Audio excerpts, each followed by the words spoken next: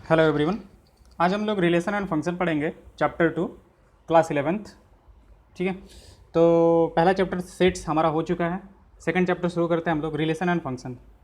Okay, ये एक बहुत इंपॉर्टेंट चैप्टर है। एक्चुअली एक कह सकते हैं कि मेनली 12th का बेस है ये। ठीक है, तो अच्छे से करेंगे इसको, अच्छे से समझेंगे, बिल्कुल मतलब बेसिक से हर चीज़। ओके, तो एक बार सेट्स का थोड़ा जानकारी होना चाहिए, तो सेट्स चैप्टर आप लोग एक बार अच्छे से देख लोगे। ठीक है, फिर आते हैं हम लोग रिलेशन एंड फंक्शंस पे। तो रिलेशन एंड फंक्शन में सबसे पहला चीज़ जो हमें पढ़ना है that is Cartesian set, Cartesian product of sets, sorry Cartesian product of sets, sets का कार्टेशियन प्रोडक्ट। ठीक है, तो दो प्रोडक्ट्स का कार्टेशियन, दो सेट्स का कार्टेशियन प्रोडक्ट अभी हम लोग यहाँ पे देखेंगे। जैसे मान लेते हैं कि हमारे पास एक सेट ए है।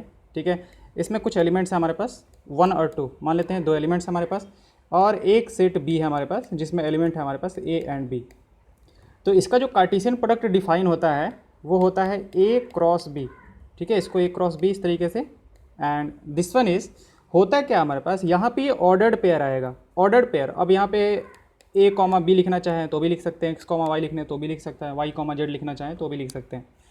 ऑर्डर्ड पेयर होता है ए क्रॉस बी। ए क्रॉस बी के एलिमेंट्स कैसे होंगे, क्योंकि कोई भी सेट में एलिमेंट्स जो है वो यही दिखाता है, तो एलिमेंट्स कैसे होंगे, ए क्रॉस बी के एलिमेंट्स जो होंगे वो ऑर्डर्ड पेयर होंगे, such that A belongs to A and B belongs to B. यानी कि एक कार्टेशियन प्रोडक्ट के जो एलिमेंट्स होंगे हमारे पास वो एक ऑर्डर्ड पेयर में आएंगे, ऑर्डर्ड पेयर होंगे, जिसमें कि पहला ऑर्डर्ड पेयर का पहला एलिमेंट इस पहले वाले सेट से आएगा और इसका जो दूसरा वाला एलिमेंट है वो इस दूसरे सेट से आएगा। ओके, कार्टेशियन प्रोडक्ट का पहला एलिमेंट पहले वाले सेट से और दूसरा एलिमेंट जो होगा वो दूसरे वाले सेट से आएगा। या फिर अगर मान लेते हैं कि कहीं इसको कोई ऐसे लिख दे, एक्स कॉमा वाई लिख दे, कोई दिक्कत नहीं है। ठीक है, ये तो हमारे रिप्रेजेंट करने का तरीका है कि इस टाइप से ऑर्डर्ड पेयर आएगा। ऑर्डर्ड पेयर हम लोग इसलिए बोल रहे हैं कि पहला वाला एलिमेंट जो है वो पहले वाले सेट से ही आएगा हमारे पास। तो x belongs to a and क्या होगा हमारे पास, y बिलोंग्स टू b। इस तरीके से होता है हमारे पास। कोई कहे कि हम वाई जेड लिखेंगे, लिख लो भैया, कोई दिक्कत नहीं है, y कॉमा जेड, इस तरीके से ordered pair Y Z such that y belongs to a and z belongs to b। Okay, तो ये होगा हमारे पास ए क्रॉस बी। ऐसे ही अगर हम लोग बी क्रॉस ए डिफाइन करना चाहते हैं, ये कार्टेशियन प्रोडक्ट है ए और बी का, तो ये दो तरीके से होगा हमारे पास, ए क्रॉस बी और बी क्रॉस ए।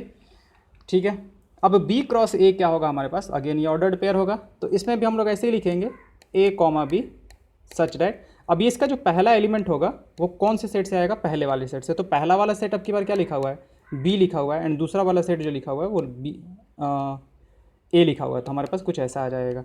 आप चाहे तो फिर इसको ऐसे भी लिख सकते हैं, x comma y such that x belongs to B and y belongs to A. इस तरीके से जैसे लिखना चाहें वैसे लिख सकते हैं हम लोग। तो अब मान लेते हैं ऊपर वाले सेट के लिए हमें कार्टेशियन प्रोडक्ट डिफाइन करना है, ए और बी हमारे पास दिया हुआ है, इसके लिए हमें कार्टेशियन प्रोडक्ट डिफाइन करना है।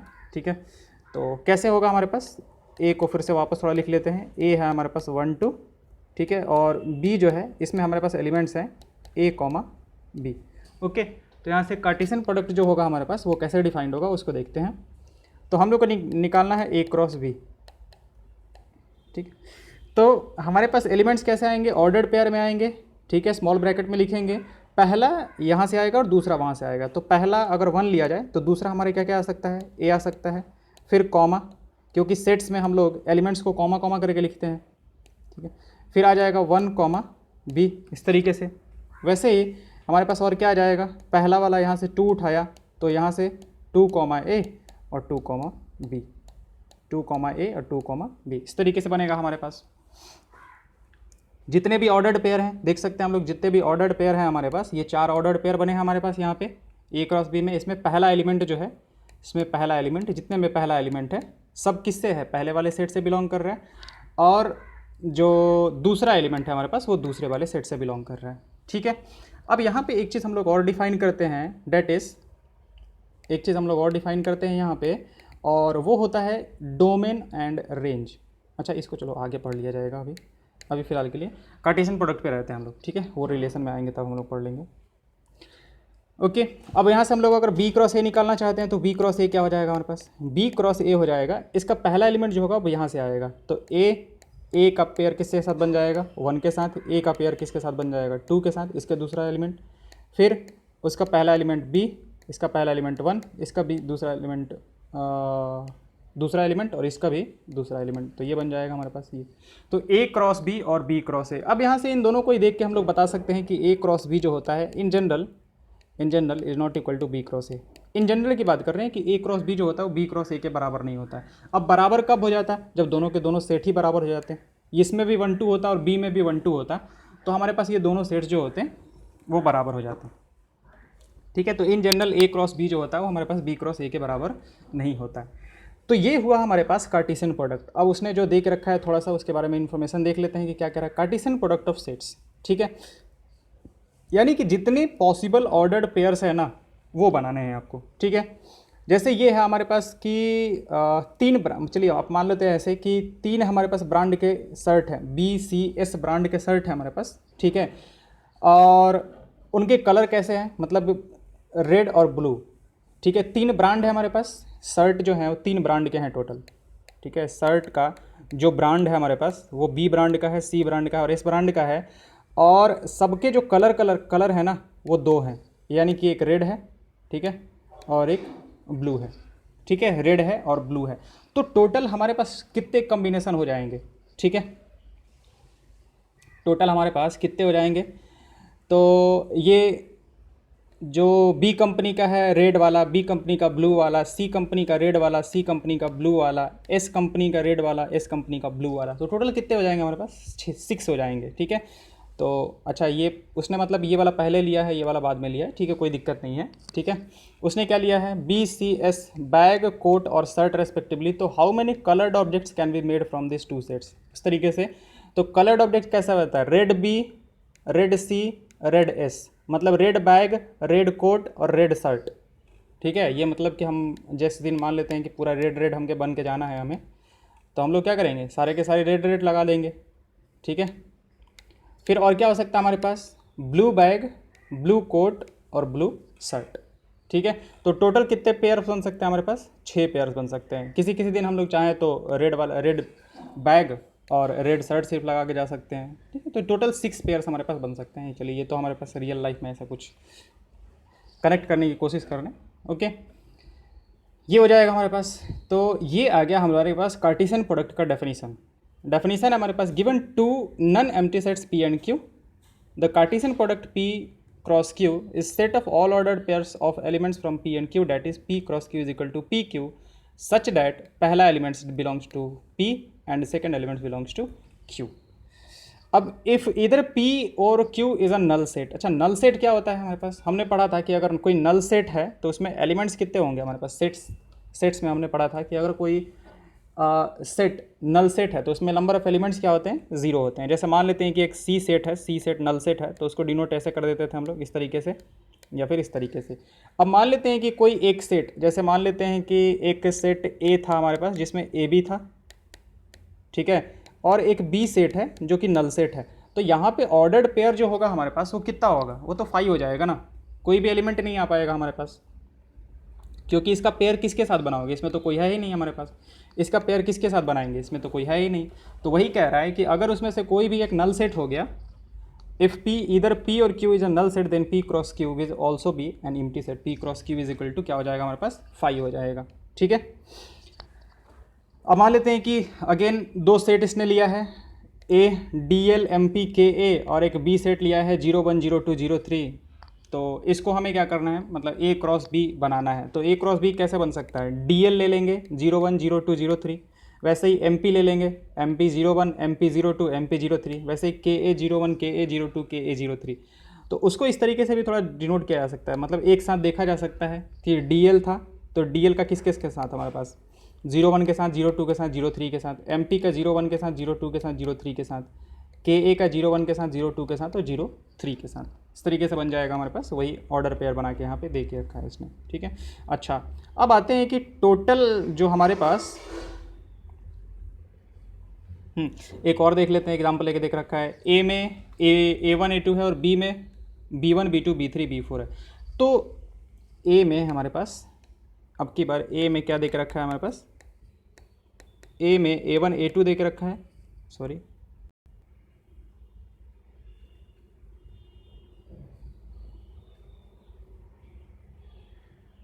ए में हमारे पास क्या दे के रखा है A1 A2, और बी में क्या दे के रखा है, बी में दे के रखा है B1 B2 B3 और B4। ठीक है, तो कितने ऑर्डर्ड पेयर्स, मतलब कि कितने ऑर्डर्ड पेयर्स टोटल बनेंगे, या फिर A क्रॉस B में टोटल नंबर ऑफ एलिमेंट्स जो होंगे वो कितने होंगे। तो आप ऐसे देख सकते हो कि हर एक A1 के, मतलब A1 के लिए टोटल कितने सेकंड सेट में एलिमेंट्स अवेलेबल हैं, तो 4 अवेलेबल हैं। तो A1 किसके किसके साथ पेयर होगा, हमारे पास A1 B1 के साथ पेयर होगा, ठीक है, A1 B2 के साथ पेयर होगा, हमारे पास A1 B3 के साथ पेयर होगा, ठीक है, फिर A1 जो होगा वो किसके साथ पेयर होगा, B4 के साथ पेयर होगा, ठीक है, इस तरीके से। फिर हमारे पास A2 किसके साथ पेयर होगा, चारों के साथ, A2 B1 और A2 B2 A2 B3 और A2 B4। तो ये आ जाएगा हमारे पास A और A क्रॉस B में टोटल नंबर ऑफ एलिमेंट्स। अब यहाँ से देखा जाए कि यहाँ पे कितने एलिमेंट्स थे हमारे पास, 2 एलिमेंट्स थे, और इन हर दो के लिए कितने अवेलेबल हैं, 4 अवेलेबल हैं। तो टोटल कितने पेयर्स बन जाएंगे, 2 × 4 8, ठीक है, यहाँ पे 8, 1 2 3 4 5 6 7 8, टोटल 8 है हमारे पास। ये हो गया हमारे पास, ठीक है। अब आते हैं कि 2 ऑर्डर्ड पेयर्स जो होते हैं वो इक्वल कब होते हैं। जैसे मान लेते हैं कि हम ये कह रहे हैं कि ऑर्डर्ड पेयर्स, देखो नंबर्स तो इक्वल होते हैं जब दोनों का वैल्यू सेम हो, ठीक है। मैट्रिक्स होता है, मतलब हम लोग वेक्टर्स भी पढ़ते हैं कि वेक्टर्स इक्वल कब होते हैं, या फिर 2 सेट्स इक्वल कब होते हैं। अभी पिछले मतलब कि हमने पिछले चैप्टर में पढ़ा था कि 2 सेट्स इक्वल कब होते हैं। तो 2 सेट्स इक्वल होते हैं जब इसके सारे एलिमेंट्स और इसके सारे एलिमेंट्स जो हैं वो सेम हो, ठीक है, इसके सारे एलिमेंट्स और इसके सारे एलिमेंट्स क्या हो, सेम हो, तो 2 सेट्स जो होते हैं वो इक्वल होते हैं। तो अभी हम लोग क्या पढ़ने वाले हैं कि 2 ऑर्डर्ड पेयर्स जो हैं वो इक्वल कब होंगे हमारे पास। तो 2 ऑर्डर्ड पेयर्स मान लेते हैं किस तरीके से है, यहाँ पे A, B है, और इसको दिया गया है कि this one is equal to C, D, ठीक है। ये जो ऑर्डर्ड पेयर है ये इसके बराबर है। तो ये ऑर्डर्ड पेयर बराबर तभी हो सकता है जब इसका पहला एलिमेंट इसके पहले एलिमेंट के बराबर हो जाए। दैट इम्प्लाइज कि A जो है वो C के बराबर हो जाए एंड B जो है वो D के बराबर हो जाए। ये दोनों साथ साथ सही होना चाहिए कि A C के भी बराबर होना चाहिए और B जो है वो D के बराबर भी होना चाहिए, ठीक है। जैसे मान लेते हैं कि हम एक एग्जाम्पल देते हैं, ठीक है, कि x+1, x-1 इक्वल टू, यहाँ पे हम यहाँ पे मान लेते हैं कि हमारे पास है 2, 2, इस तरीके से दिया हुआ है। अब ये दोनों बोल रहा है कि बराबर हो सकता है क्या, तो बराबर है मतलब दिया हुआ है, तो x का वैल्यू बताओ। तो हमारे पास x+1 का वैल्यू कितना होना चाहिए, x+1 का वैल्यू होना चाहिए हमारे पास 2, तो x का वैल्यू यहाँ से कितना आ जाएगा, 1 आ जाएगा। फिर यहाँ से x-1 का वैल्यू कितना दे के रखा है 2, तो x का वैल्यू हमारे पास यहाँ से कितना हो जाएगा, 3 हो जाएगा।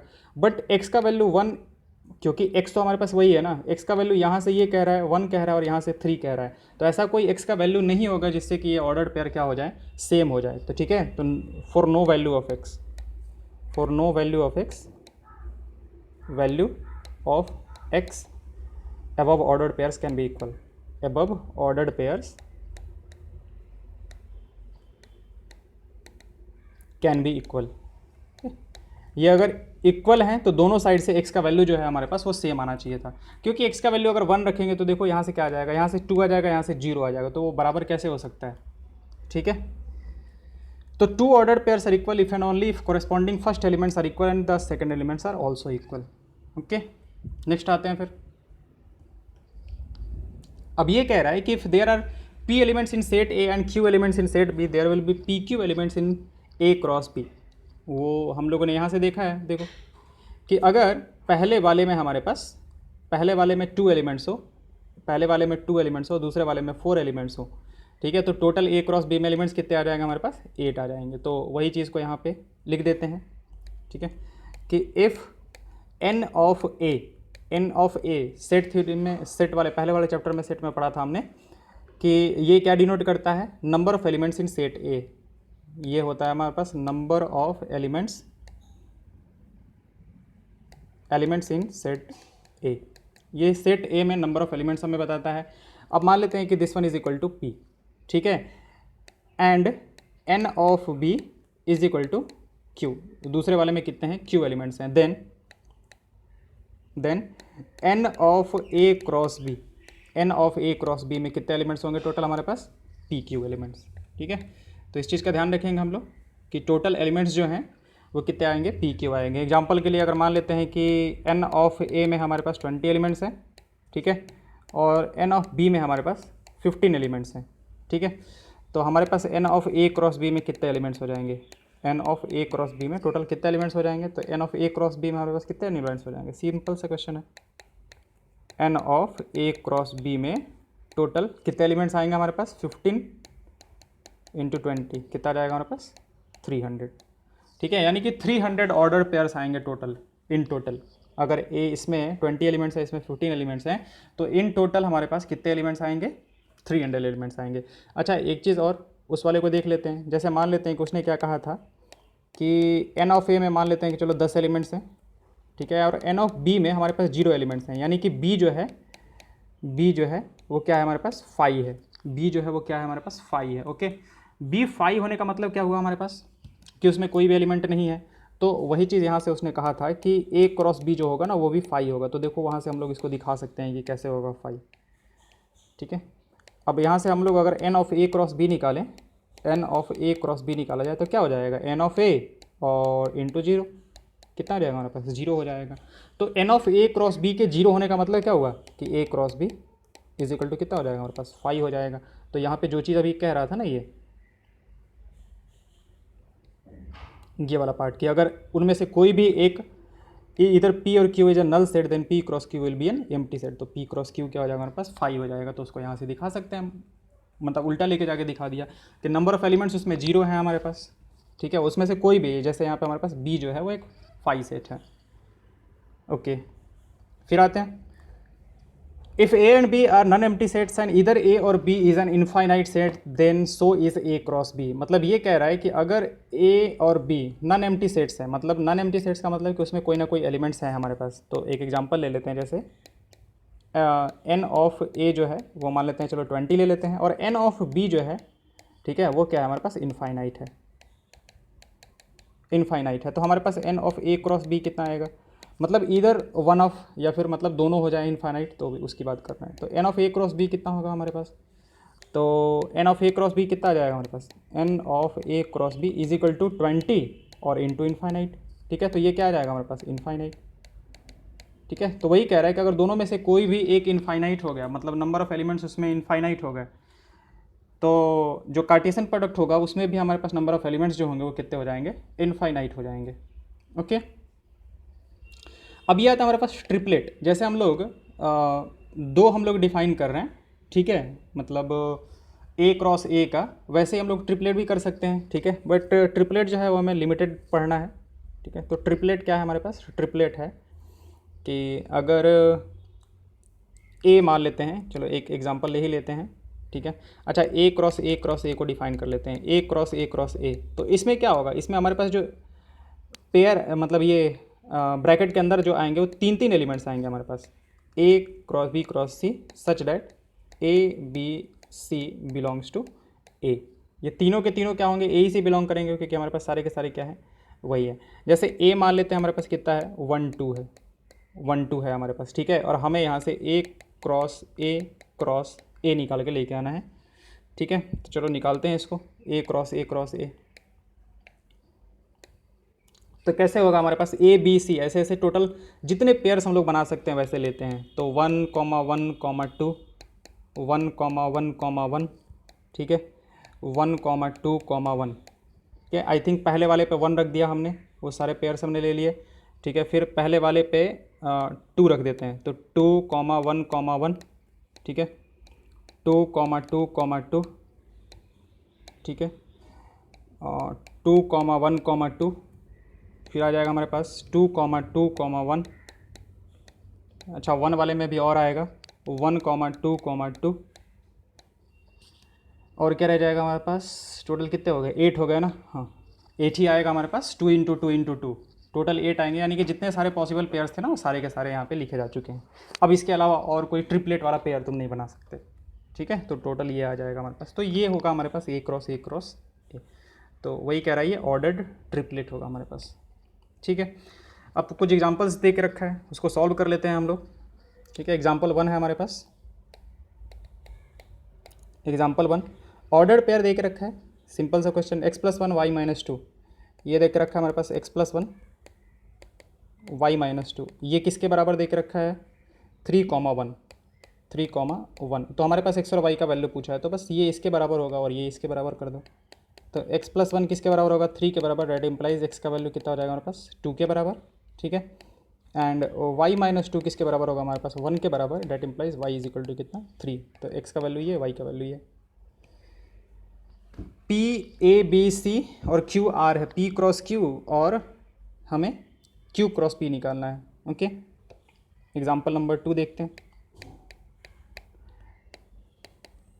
P दे के रखा है A B C और Q दे के रखा है हमारे पास R, ये है ना A B C और R। तो निकालते हैं यहाँ से P cross Q। P cross Q निकालेंगे तो कैसे बनेगा हमारे पास, यहाँ से A उठाएंगे, वहाँ से R उठाया तो A R, बस ख़त्म हो गया क्योंकि वहाँ पे दूसरा कोई है नहीं। अच्छा, टोटल नंबर ऑफ़ एलिमेंट्स कितने आएंगे हमारे पास, तो इसमें P क्रॉस Q में इसमें टोटल 3 है, इसमें 1 है, तो 3 × 1 कितना हो जाएगा हमारे पास 3 हो जाएगा। तो कितना होगा हमारे पास B, R और C, R, बस यही आएगा हमारे पास, ठीक है। फिर Q क्रॉस P जो होगा हमारे पास, ठीक है, Q क्रॉस P क्या हो जाएगा, यहाँ से R से शुरू होंगे, R, A, ठीक है, R, B और R, C, ठीक है, ये हो जाएगा हमारे पास। तो अब उसने पूछा है कि क्या P cross Q Q cross P के बराबर है, तो देखो यहाँ से तो देखने में लग रहा है कि हमें P क्रॉस Q जो है वो Q क्रॉस P के बराबर नहीं है, ठीक है। लेकिन ऐसे हम लोग ज़्यादा कह नहीं सकते ज़्यादा डिटेल्स में, ठीक है। रीज़न ये है ना कि A B C और R का वैल्यू उसने बराबर लेकर ही रखा है। अब मान लेते हैं कि सब के सब ऐसे कह दे कि A बराबर B बराबर C बराबर R बराबर 2, ये सारे के सारे 2 के बराबर हैं, ठीक है। अब सिंस उसने वैल्यू नहीं दे के रखा है तो हम लोग नहीं कहेंगे, ठीक है। मान के चलते हैं कि ये ABC है अल्फ़ाबेट्स और वो R है हमारे पास, ठीक है। लेकिन अगर जेई ऐसे पूछे तो हम लोग को बोनस करना पड़ जाएगा, ठीक है, क्योंकि उसको स्पेसिफाई करना पड़ेगा कि वो क्या है, ABC और R क्या है, ठीक है। क्वेश्चन नंबर 3 पे आते हैं, एग्जाम्पल नंबर 3 पे। अच्छा, ये हमारे पास यहाँ पे बराबर नहीं है। एग्जाम्पल नंबर 3 देखते हैं। तो एग्जाम्पल नंबर 3 क्या है, 1 2 3 3 4 4 5 6, 1 2 3 1 2 3 3 4 और 4 5 6 4 5 6 4 5 6, ठीक है। अब देख लेते हैं एक एक करके क्या क्या पूछा है। पूछा है A cross B intersection C, ठीक है, A cross B intersection C, ठीक है। तो यहाँ पे हमें पहले क्या करना पड़ेगा, हमें पहले इंटरसेक्शन वाला पार्ट निकालना पड़ेगा, ठीक है ना। ये वाला सेट अलग है हमारे पास, ये वाला सेट अलग है, तो इस सेट के साथ कार्टेशियन प्रोडक्ट लेना है। तो इस सेट को पहले निकाल लेते हैं कि ये सेट है क्या। तो B और C में इंटरसेक्शन क्या है हमारे पास, तो A सेट जो है वो तो हमारे पास 1 2 3 है, ठीक है।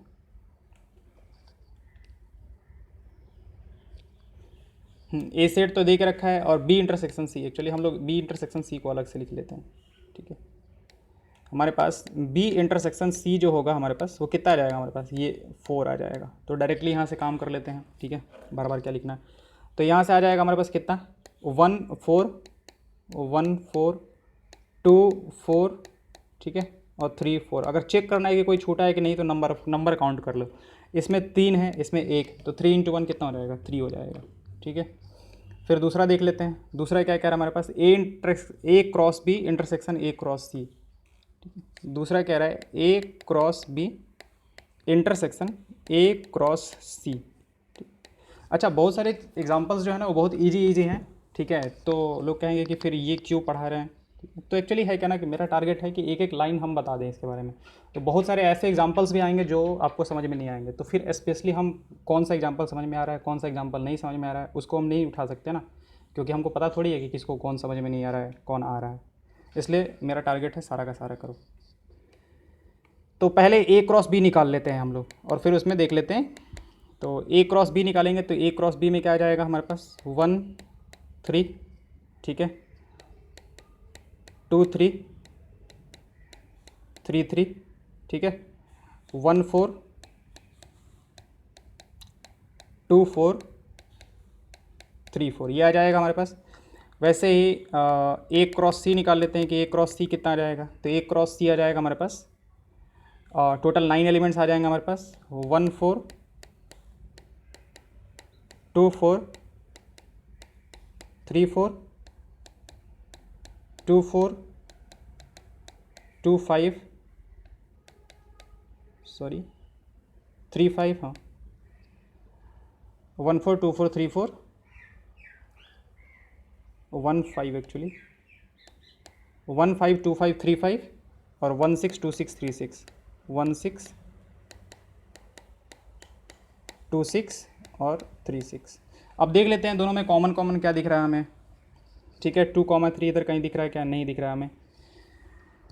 1 4 दिख रहा है एक, तो ये जो है हमारे पास ये कॉमन दिख रहा है दोनों में 1 4, फिर 2 4 दिख रहा है और फिर 3 4 दिख रहा है, 2 4 और 3 4 ये दिख रहा है हमारे पास।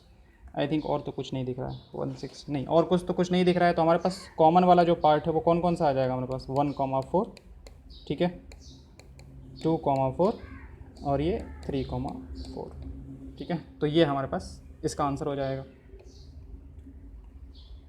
1 4 2 4 3 4। अब वैसे ही बाकी के दोनों भी कर लेंगे, ठीक है। बाकी के एक दो एग्जांपल्स बता दिए, तो बाकी के बिल्कुल सेम तरीके से हैं, ज़्यादा कुछ करना है, ज़्यादा दिमाग लगाना ही नहीं है उसमें।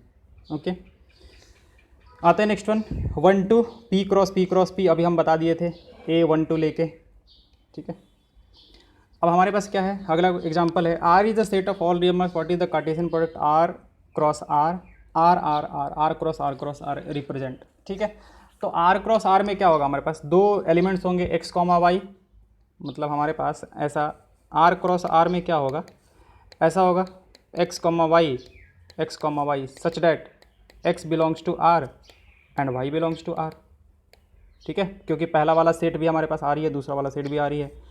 और अगर ट्रिपल R की बात करें, ठीक है, तो इसमें क्या हो जाएगा हमारे पास x y z, ठीक है, such that x belongs to R, y belongs to R and z belongs to R, ये हो जाएगा, ठीक है। अगला हमारे पास a क्रॉस b दे के रखा है और a और b पता करना है। a क्रॉस b दे के रखा है PQ PR MP MR,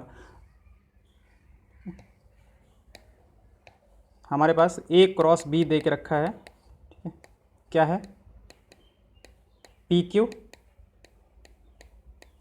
PR MQ MR